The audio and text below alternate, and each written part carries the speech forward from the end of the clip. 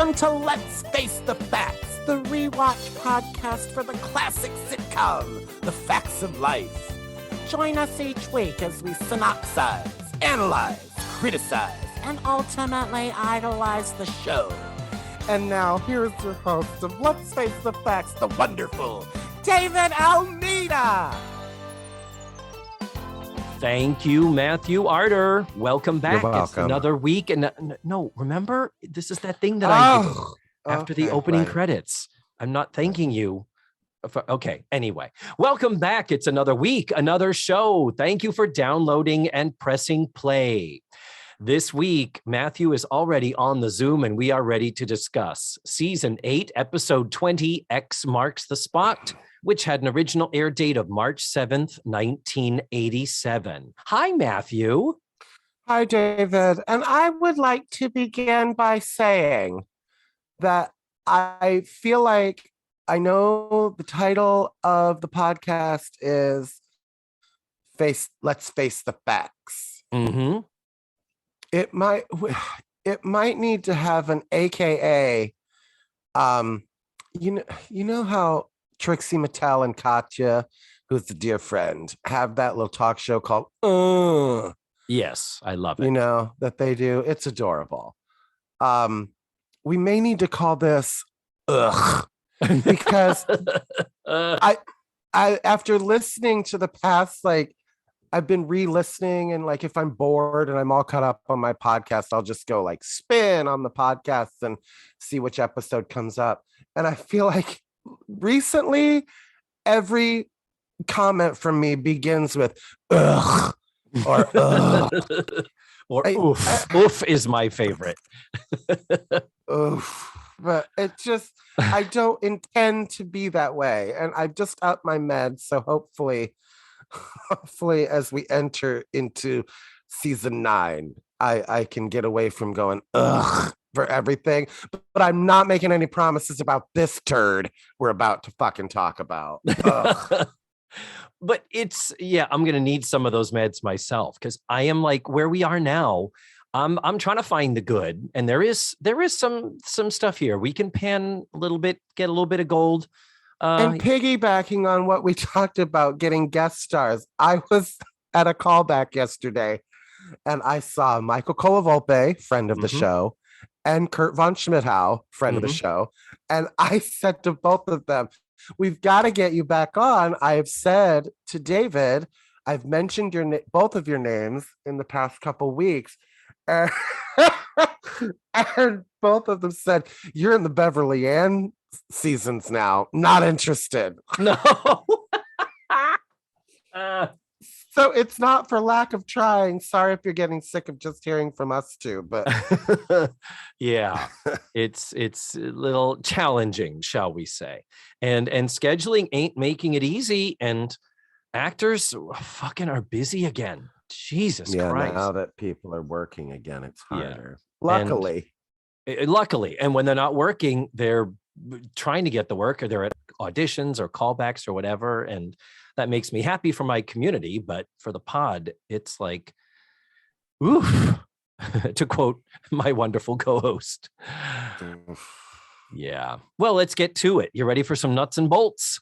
I mean, yes. In this one, we have story by Catherine Green and Richard Gurman, teleplay by Michael Moorer and Michael Porteous. Yeah, it took 4 people to come up with this baby. Wow. So Catherine Green and Richard Gurman are both writer and producers for the show, but they are only here for this season. They will be gone by season 9. Both would go on to produce and write many shows, but their main credit you find for both of them is that they were some level of producer for Married with Children. She produced or executive produced or associate produced 147 episodes of Married with Children, and his count is at 116. So that's the big one that's in their IMDb page for Catherine Green and Richard Gurman. We have them to thank for all of those wonderful classic episodes of Married with Children. Mm. How lovely to just know saw they the- cut their teeth here. I just saw they're rebooting that with the original cast as an animated show. Really? Yeah. And fucking Ed O'Neill. I mean, once Modern Family caught on, he loved to do interviews where he's like, it's so nice to be on a show that I'm proud of, that I can tell my family and friends to watch.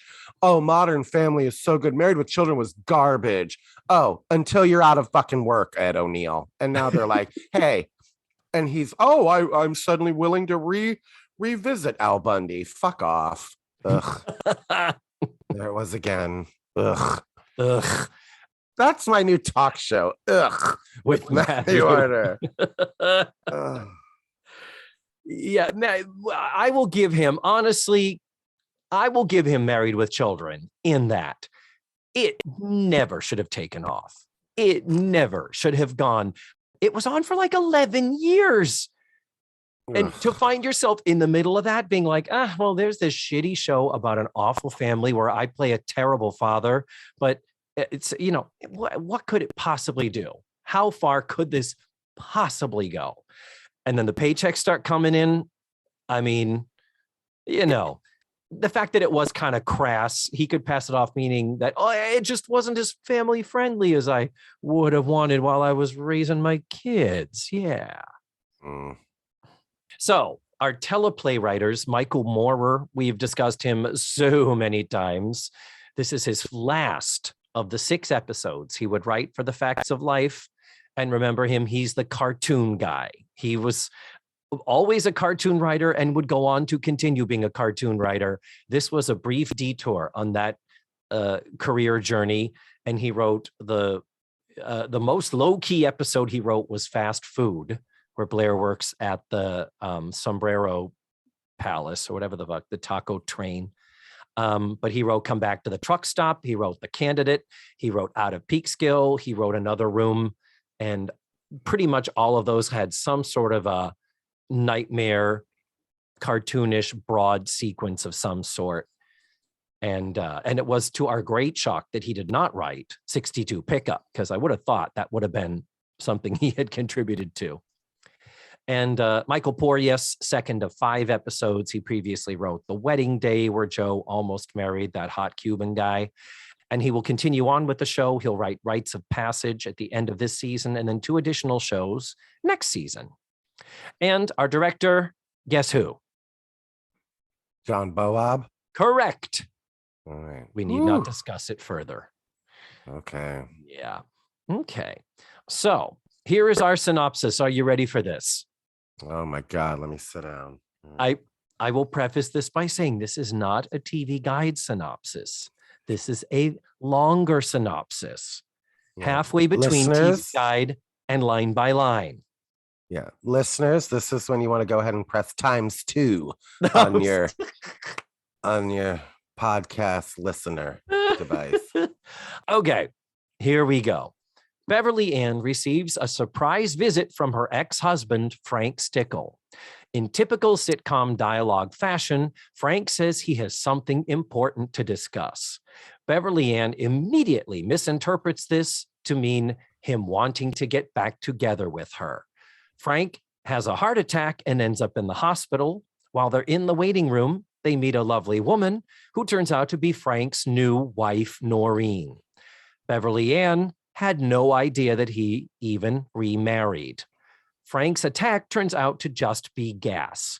But while he's still in the hospital recuperating, the reason for his visit is revealed. He wants to sell his and Beverly Ann's old house. Beverly Ann's immediate reaction is abso-fucking-lutely no. Then she works through some shit, and then she says okay. Meanwhile, Joe is trying to figure out what she wants to do for a career path. Now, in her senior year, 2 months before she graduates from college. The end. Oh. Ooh. All right. Oh, you there's surprise joy in your voice. Much shorter than I thought it was going to be. Okay. I still had, there was still some evolving I needed to do, without judgment. Okay. All right. Okay, David, fear and shame. You don't make beautiful art when you're living in fear and shame. Live in your happy place. Be in your happy place. Okay. All right. So let's start talking about this freestyle. What do you think? Give me a subject matter and let's talk about it. Again, you've just trained me into my notes being like scene by scene, so I'm gonna try. Oh, but like I'm sorry. I just have like just so many things. I don't want to like blow my load right at the beginning, but has Dick Van Patten always been this fucking terrible? Has he always just been the worst actor that has ever become famous? He's just dreadful. He's interesting. Beyond dreadful. Okay, compared to John Goodman, better or worse? Oh my God. Way worse than John Goodman. Whoa, that's saying something for you. I mean, he's so broad that, and so I don't know if unwilling or unable to get rid of his Queen's accent. This character is from Wisconsin, Dick. Yeah. When do you expect her? That accent. She's a very nice person. He's from Queens, New York. Oh, and he's one of those actors where, like, okay, dear listeners who are not actors, sometimes in a script, they will put like stuttering words where it says like, I don't know what's going to happen. Now, as an actor, you take that and you let it come out organically. He comes across to me as one of those actors where it's like, I have 5 eyes in this line, so I'm going to say every single one of them because that is how the script is, and the script is my Bible. And so we get I don't know what I'm going to do, rather than just in the moment like I don't know what I'm going to do. It's I don't know when she's anyway. I have so many things to say about every scene he's in. He ruins, and it's just. Oh, now, did you watch 8 is Enough growing up? God, no. I think you're too young, aren't you? That fucking show ran forever. Not as long as you'd think. It only ran for 5 seasons from 77 to 81. And then they did 5 seasons too long of Dick Van Patten on your screen. And then they did a few reunion movies in the 80s. But I mean, that was an iconic role. 8 is Enough for him. That's who he always was to me, Dick Van Patten.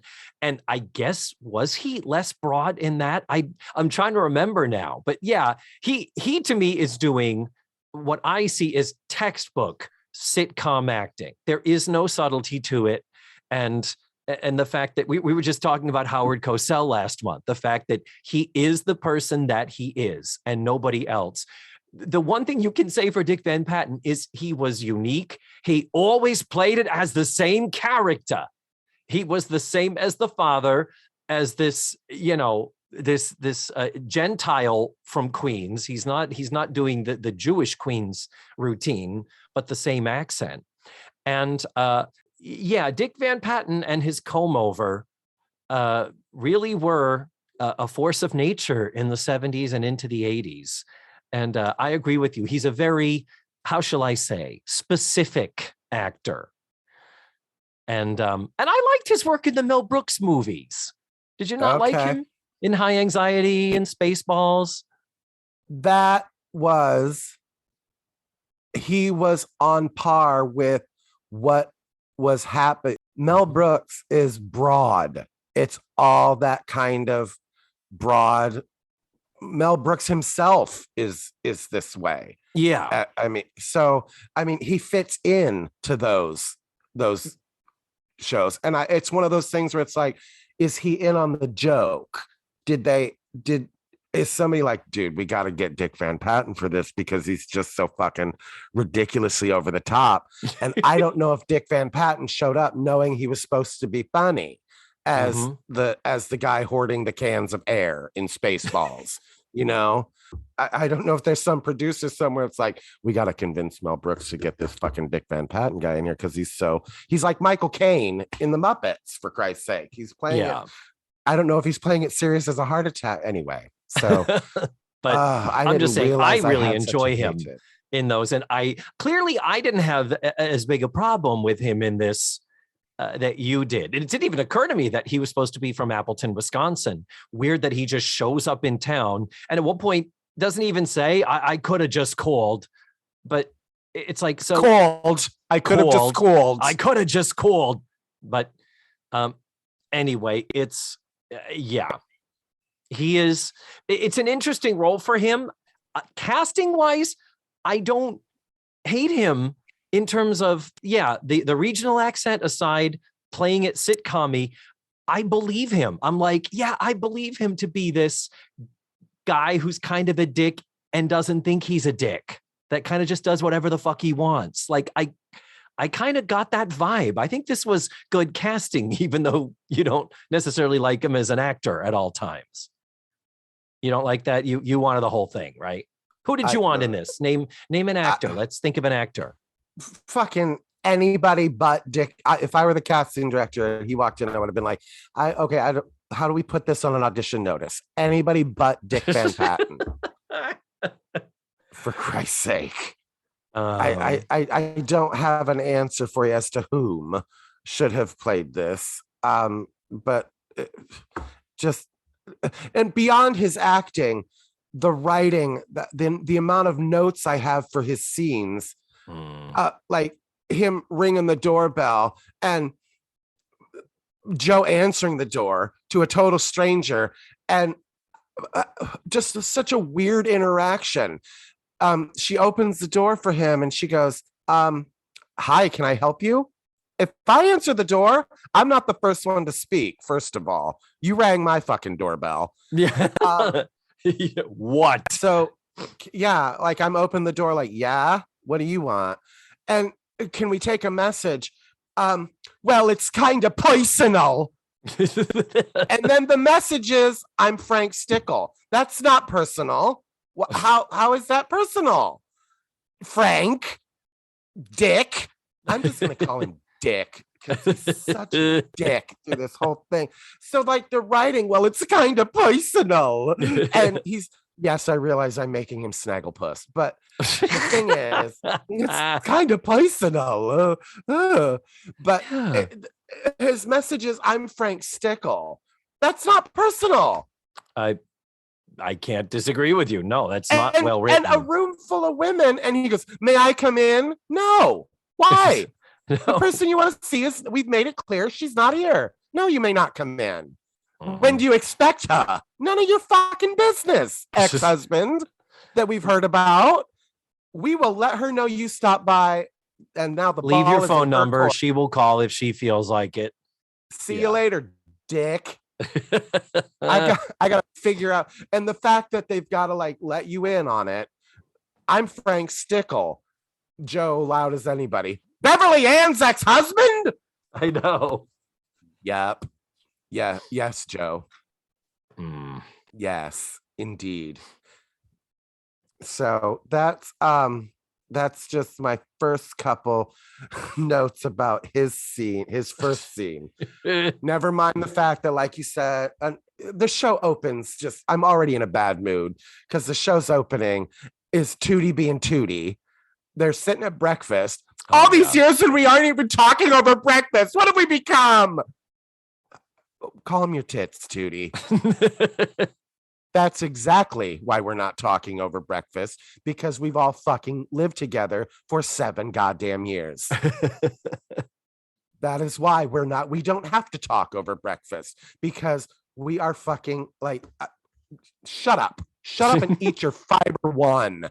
Fiber One cereal, not a no-name brand, not a black piece of duct tape covering the white logo of it.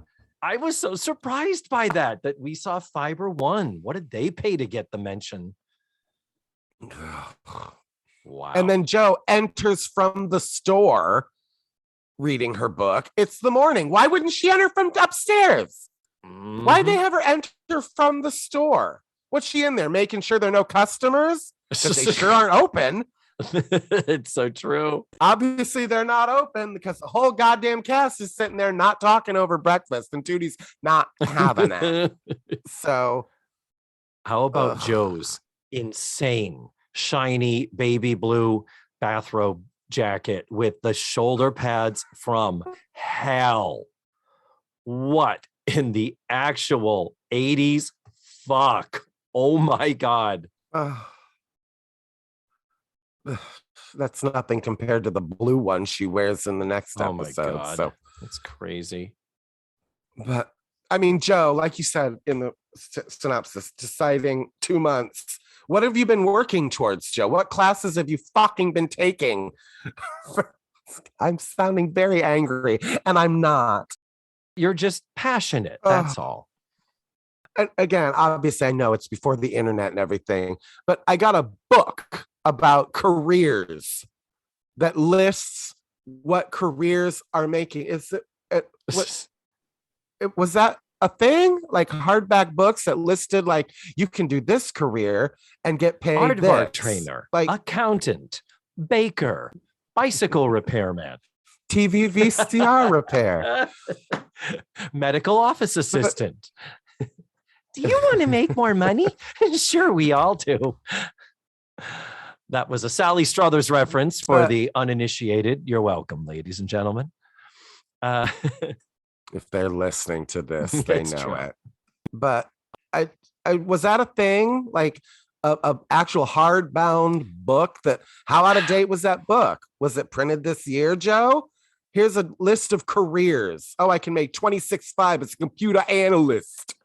Okay. Yeah, it does. That's going to be out of date by the time you graduate, sister. It does seem like it's some sort of a reference book that her advisor or departments would have some access to, but I don't know if such a book exists. I imagine it did, but yeah, it's not like you'd find it in the library because it would have to be updated every year.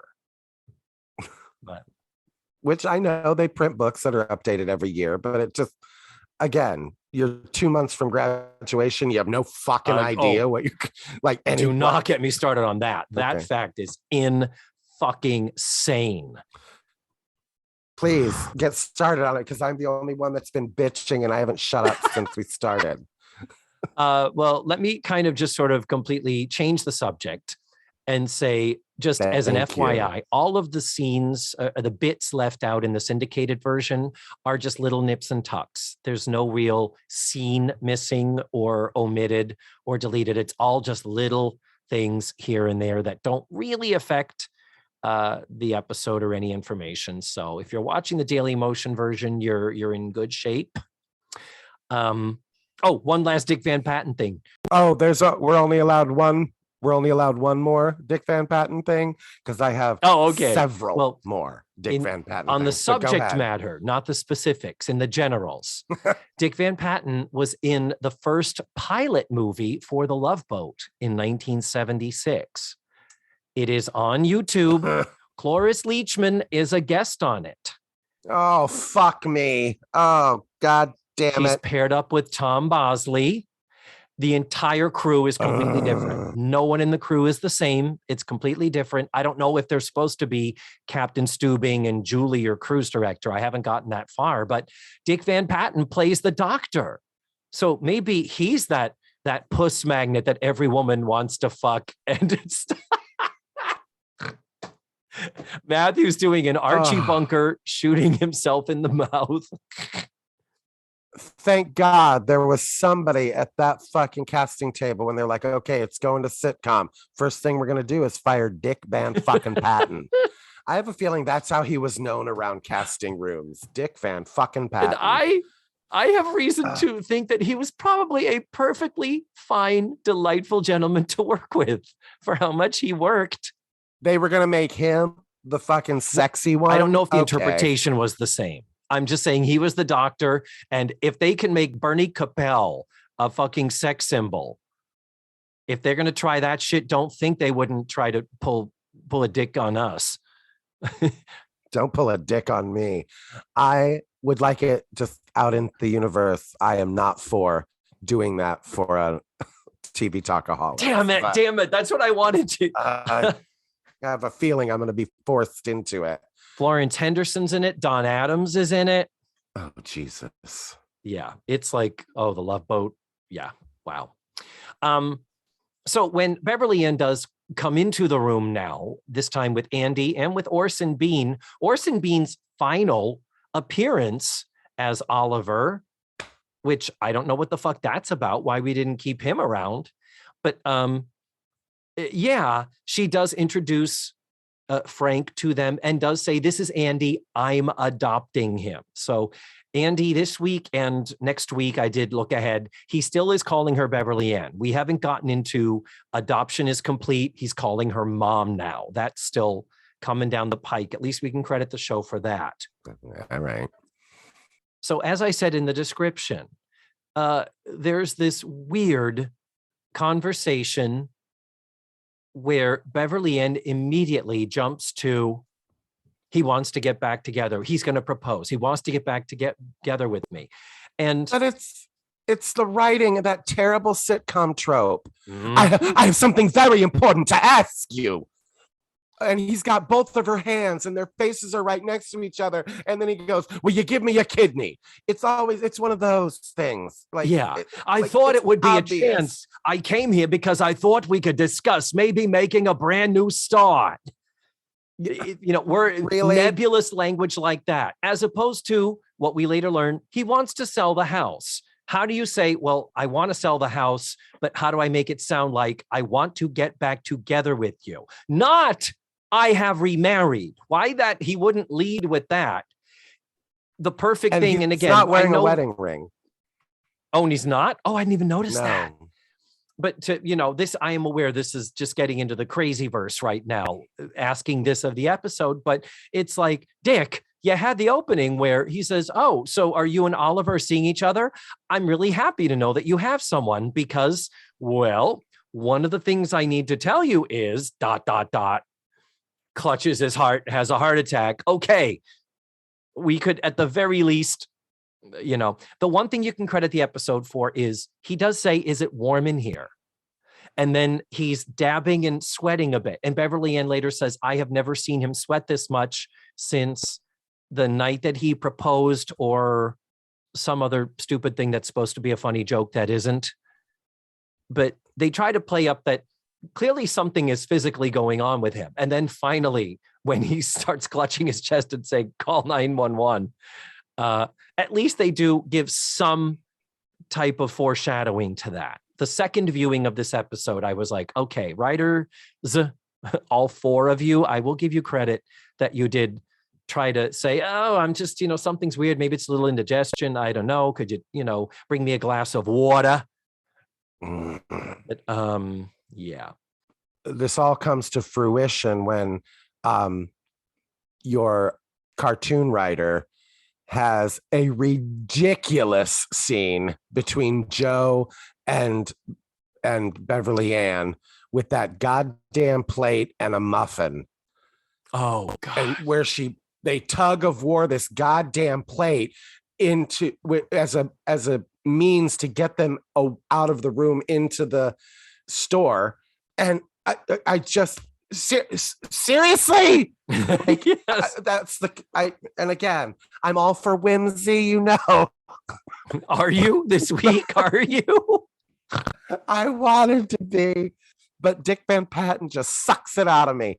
But, wow. Just all the energy out of the room, he just sucks everything up.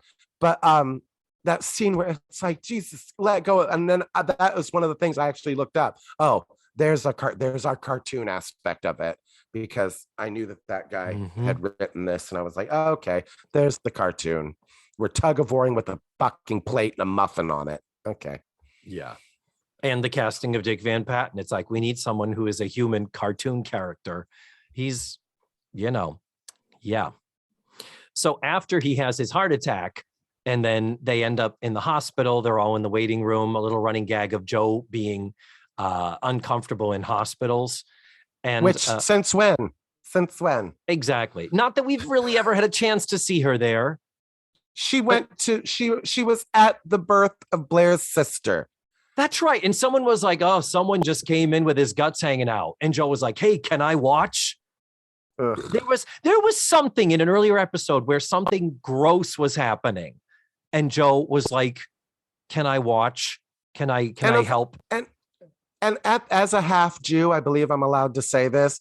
If you're going to make somebody fidgety in a hospital, wouldn't it be Natalie? Wouldn't it be the Jew?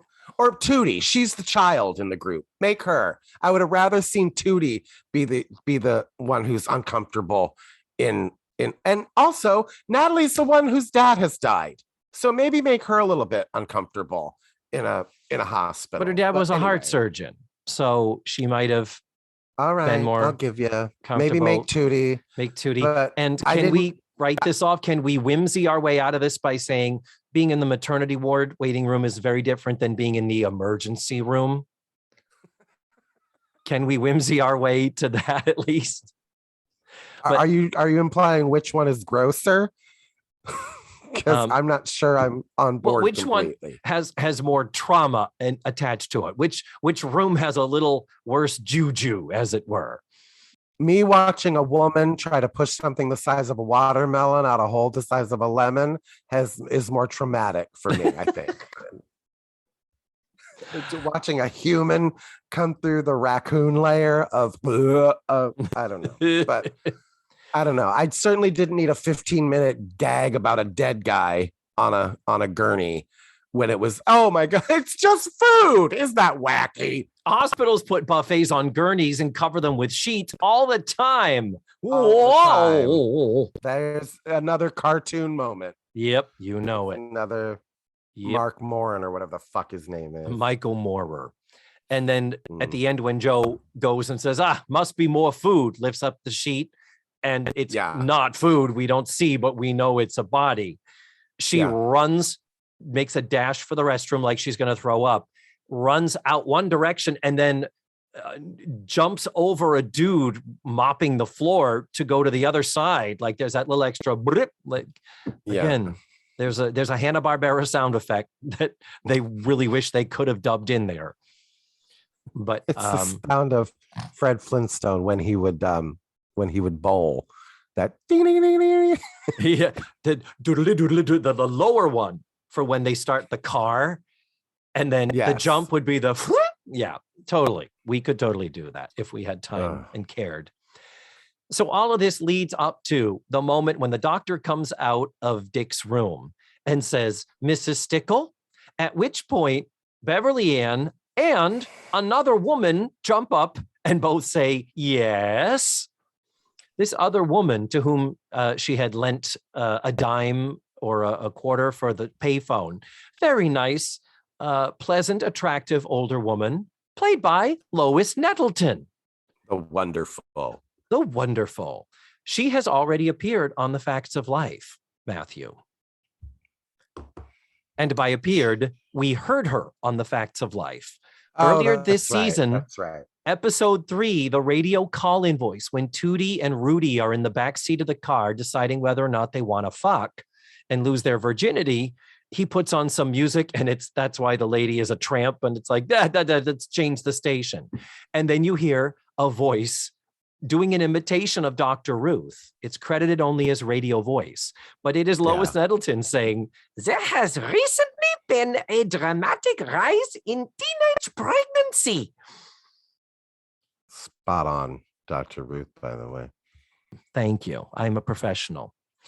Did you know Lois Nettleton was married to Gene Shepard? Gene as in male Gene Shepard, who wrote A Christmas Story? Yes, I did know that. Well, you never told me that. But why don't you tell our listeners the role for which Lois Nettleton is probably most recognized?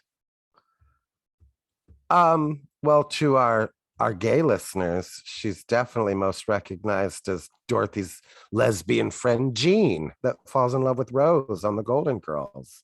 Lesbian. But to our even gayer friends, she might be recognized from, as I recognized her when I saw her on The Golden Girls, as the wonderful Dotsy May from the Best Little Warehouse in Texas film, starring Burt Reynolds and Dolly Parton. I don't remember her from Best Little Warehouse. I'm not that familiar with that film. I've only seen it once, and I didn't pay attention because it's not very good.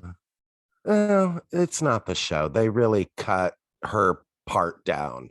Yeah. And because her character in the movie, Dotsy May, is in love with the sheriff and is kind of like the sheriff's girlfriend, but knows that he goes and sneaks around. So there's a little more character development, I guess, in the play. And anyway, yeah, she was in the. Well, I'm told there's a lot more sub stories in the stage version of Best Little Warehouse in Texas, and they cut all of it to put more emphasis on Bert and Dolly. Yeah, that's exactly what they did. They cut her song. They cut anyway. So yeah. And last note about Lois Nettleton is that talk about a veteran character actress, 124 credits in a 53-year career. Bravissima. Yeah. She was always working, bitch. You go, girl. Yeah. So this moment of, the two wives, that's how we go to the commercial with the, wait, what? Huh? And that's when it's like, oh, he didn't tell you about me. What a dick.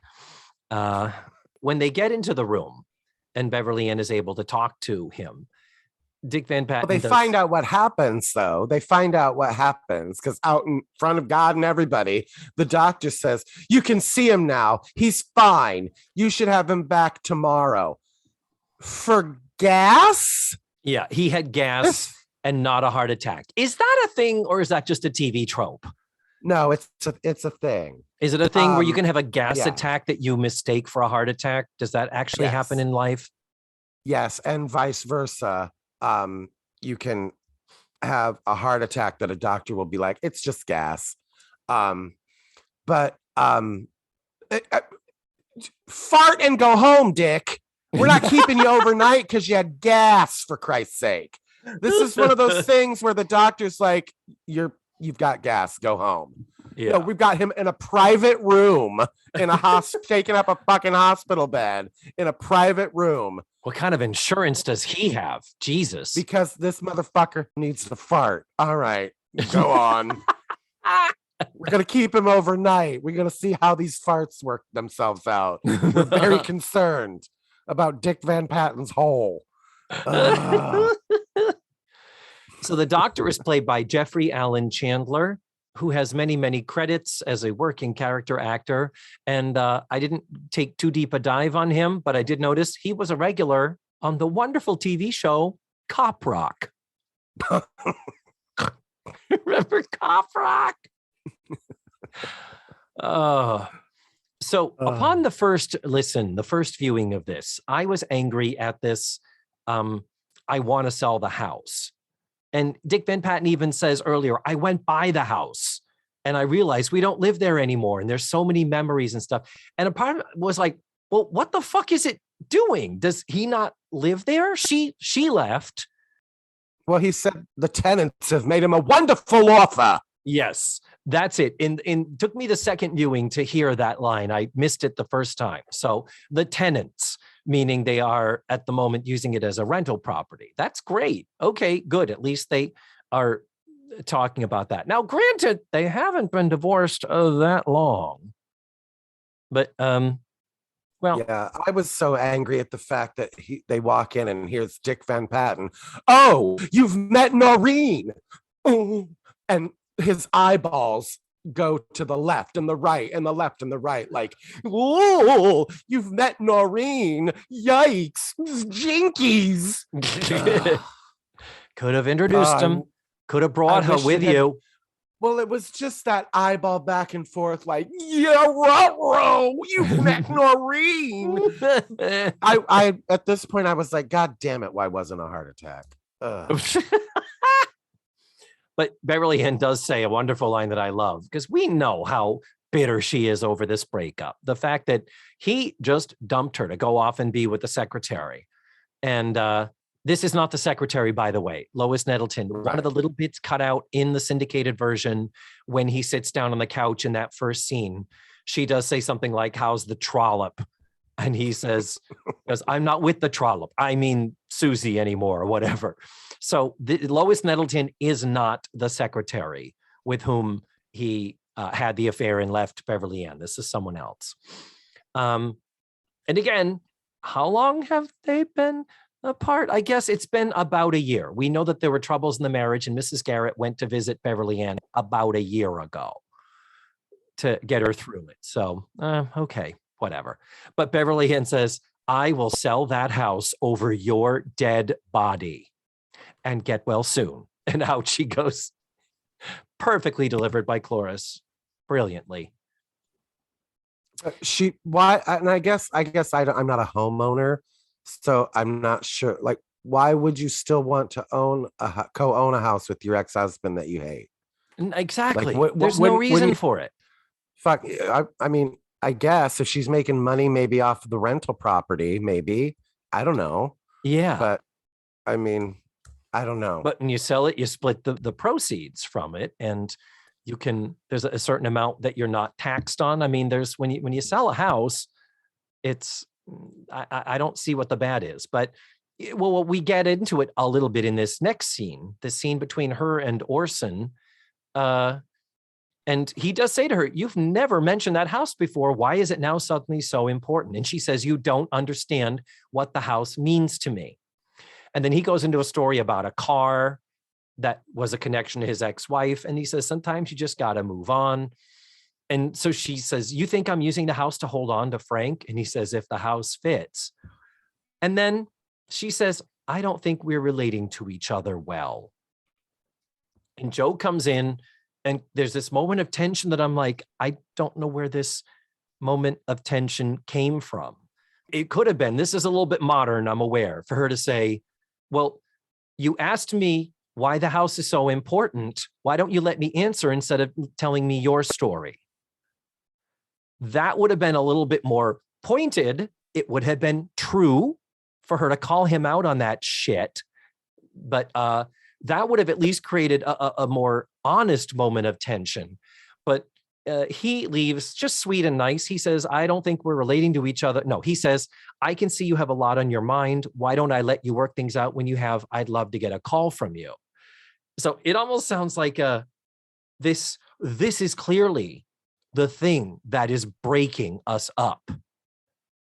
When in fact, the advice he gives is not wrong. It's not off base. It just would have helped if he had listened a little more as opposed to talking. That's the only thing I'll fault Orson for this scene. I just wonder why that was like, had he signed like a 5-episode deal or something, and they realized halfway through this episode, oh shit, this is Orson Bean's 5th episode. Like by putting him in that scene at the beginning, and then they were like, "Oh fuck, now we got to write him out." Oh fuck, okay. So I just why did Oliver have to go? They broke up. And at the end, she says, "I have Andy, I have the girls, I have Oliver." She does say, "I have him." So it's not like in her mind in that final scene that they're not together anymore. He's just a boyfriend. Maybe that's it. Maybe that is it. Maybe the writer's intention was, you have a lot on your mind. Let you think about and give me a call. Like, call me tomorrow. Like maybe that's how, maybe they didn't think it was as final as we took it to be. Yeah, I suppose. Yeah, that's very possible. Then the next scene, Beverly Ann interrupts the girls in the store. The girls are working in the store. Let it be known. All fucking 4 of them are on the clock, bitch. All or nothing, bitches. Beverly Ann comes in, and this is where we try to tie together our A story and our B story. The girls are talking about Joe and this career thing, and Beverly Ann comes in directly from this interchange with Orson. And she's like, that keep going. Don't let me interrupt you. And so as they're talking about the other subject, Joe is like, "Well, there's a lot of possibilities in the future. I've got this." I don't even remember what the fuck she says, but Beverly Ann quickly into it's, "Okay, I know what you're doing. You think you're really talking about me and my situation and trying to give me some advice under the guise of talking about Joe's situation." And the girls beautifully are like, no, we're not. And a great Tootie moment, I think, is when she says, Tootie, look me in the eye and tell me you have no idea what I'm talking about. And Kim Fields crushes the deadest of deadpans. I have no idea what you are talking about. Beautifully done. Brava. It was the best line reading of the goddamn episode. I agree. I'm as surprised as you are that it went to Tootie. But yeah, it was. That was right up there with the episode where she finds out how much Natalie spent, and her response was, "Oh my lord." That was a post-Christmas card. Yeah. Wasn't it? Oh my yes. Lord. Oh my lord. So after this, Beverly Ann says, I need to go talk to Frank. And she leaves and goes to the hospital. I need support. Will the one of you that is afraid of hospitals come with me? Yeah, brings Joe, because we need a ridiculous cartoon gag for the end of this show of her dashing out like Fred fucking Flintstone. So Beverly Ann goes to the hospital. Frank is asleep. And he's sleeping in the middle of the goddamn day. He just had gas, everybody. All he had to do was fart. They're making it like he just went through fucking open heart surgery. all he had was gas. And it's like 4 in the afternoon, or it's after 6 o'clock, I guess, because she does say I thought visiting hours were over. But I mean, he's fucking sleep. He's anyway, dick. All right. I walk in there and be like, wake the fuck up. You had gas. Yeah. Wake up, Farty McGee. All right. Ugh. They do this weird thing when Noreen does show up. We'll get back to what Beverly Ann does in a minute. But when Noreen does show up, there is this bitchy adversarial thing going on with her saying, why can't we be friends? And Noreen beautifully delivered. I wish we had met under other circumstances. We might have almost liked each other. And shit like that. And a great way to have started this off would have been if she says, oh, I thought visiting hours were over. And have Beverly Ann go, oh, are they? Well, how did you get in? And have her say, well, family only. That would have been a nice little dig, like, bitch, I'm the one that's married to him, not you. That would have been an interesting thing, but that's... Well, and I think it's interesting to explore the fact that we're seeing their relationship from Beverly Ann's standpoint, where it was a surprise and it was sprung on her and she wasn't ready for it. Whereas we also need to look at we also must dissect the fact that what's her pussy, the new wife, Noreen, her side of the story is she's heard about her new husband, flighty batshit ex-wife. She walks into the hospital room. Ooh, she's here. Oh God. and she's refusing to sell the fucking house. Mm-hmm. So she has every right to be like, oh, this bitch. You know what I mean? I guess. From her side of the story, she doesn't know how Beverly Ann was hurt. She just has heard what he has given her about him. He has created this person that she knows as Beverly Ann that we don't know as Beverly Ann. I'm just saying. There are two sides to every story. Divorce is a two-way street. Okay, I'll give you that. So her character has every right to be like, we almost could have liked each other, bitch. Sell the fucking house, you crazy bitch. Showing up in my farty husband's hospital room while he's sleeping. Get the fuck out. She has every right. How would you like it if you were at your fucking husband's hospital bed, even though he just had the farts, and fucking his ex-boyfriend is sitting there? How would you? You'd be like, excuse me, bitch, it's time for you to go. So I'm team. What's her pussy? Team what Noreen. Is her pussy? Noreen. Oh God. No. Yeah. Okay. Yep. Yeah, that's a terrible name. Anyway. But so what we have before she shows up, though, before Frank wakes up, Beverly Ann is monologuing. That wonderful sitcom thing. She even has the letter that Frank left when he dumped her. And as she starts to read it, thankfully it's interrupted. But here's the deal. After this thing, the conversation with Noreen, the bitch fest, and then suddenly she comes out with, I realized I don't need to hold on to the past anymore. I have Andy, I have the girls, I have Oliver, and I have myself. Send the papers, Frank. I will sign them. We'll sell the house. And it's kind of one of those. So the denouement of the episode is she realized, she had a thought and realized. And here's my little fix. This is what I would like to send back in the time machine. Considering she and Orson kind of had a little bit of a fight over his trying to be supportive but not supporting her. When she goes to talk to the girls, she's on the defensive about them trying to give her advice when they're like, we're not trying to give you and tell you what to do.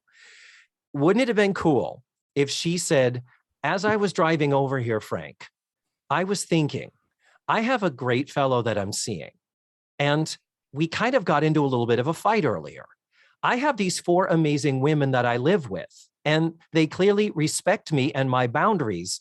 And yet I left them having kind of yelled at them.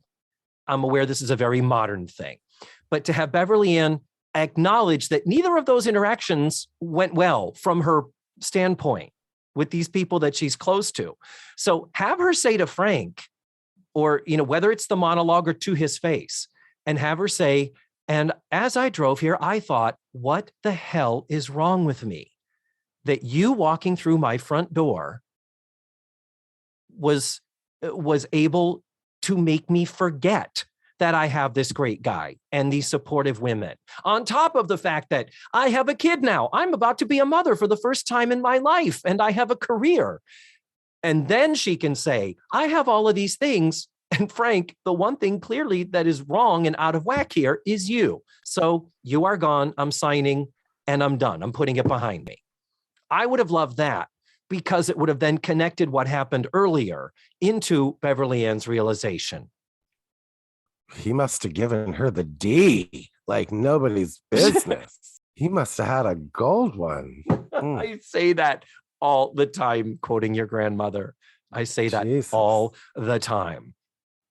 And then what ends with is earlier in the episode, Frank had a little finger tapping thing that she mentions always drove her crazy. And Frank is tapping his fingers.